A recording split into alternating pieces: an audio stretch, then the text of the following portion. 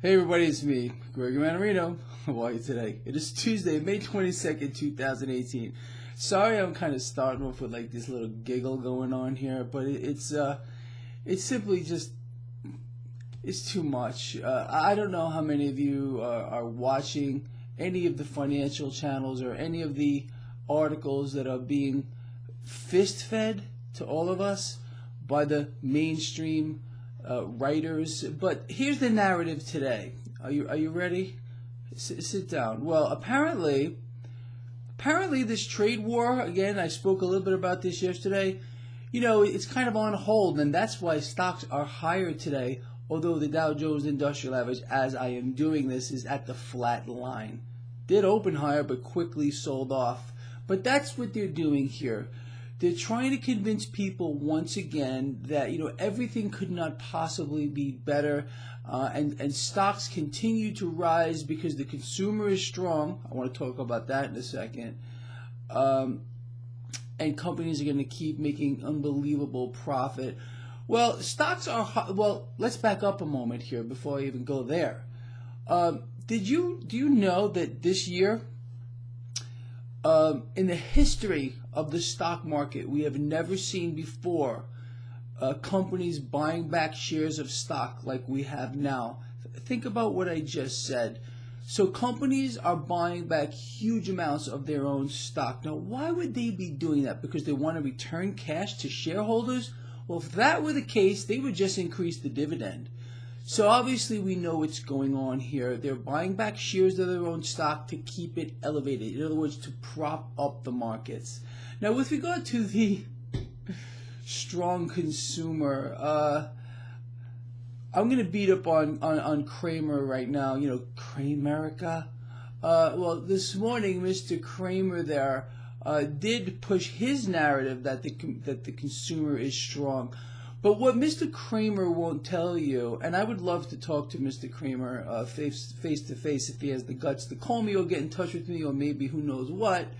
Maybe we can talk about Mr. Cramer and I, how right now the U.S. consumer is holding a debt burden unlike has ever been seen before. The U.S. consumer is not strong. The U.S. consumer is living on credit. They're borrowing themselves into oblivion. Again, consumer debt is at an all-time record high. Well, if that's Mr. Cramer's definition of a strong consumer, well, Mr. Cramer, I don't know where you went to school, but whatever school you did go to taught you the wrong thing. And I would imagine that most people who are listening to this would have to agree, because it makes no sense. Look, Cramer, I'm not going to beat up on you anymore, but I think you're a smart guy, but you got to stop with the narrative. I think people are getting smarter, and it's making you look stupider.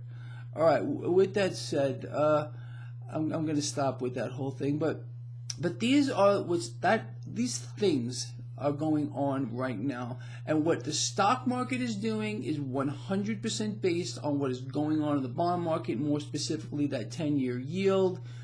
At this time, the yield curve that I've been addressing for the longest time, that's kind of more out there a little bit. Again, I cover this all the time, even when we get an inversion, and I still think we're going to. Doesn't mean stocks are going to melt down at that point. Stocks are probably going to move higher here. As long as they can control the bond market action, stocks will move higher. It's going to be interesting to see how stocks play out over the next couple of days. Again, because the narrative here from the mainstream is stocks are higher. Yeah, because the trade war is over. But you remember, I went over this yesterday. I don't get it. They really do believe you and I are stupid. Their narrative, was there is no trade war. But now the trade war is over, so stocks will move higher. You can't, if you sat there and really tried, you could not make this stuff up.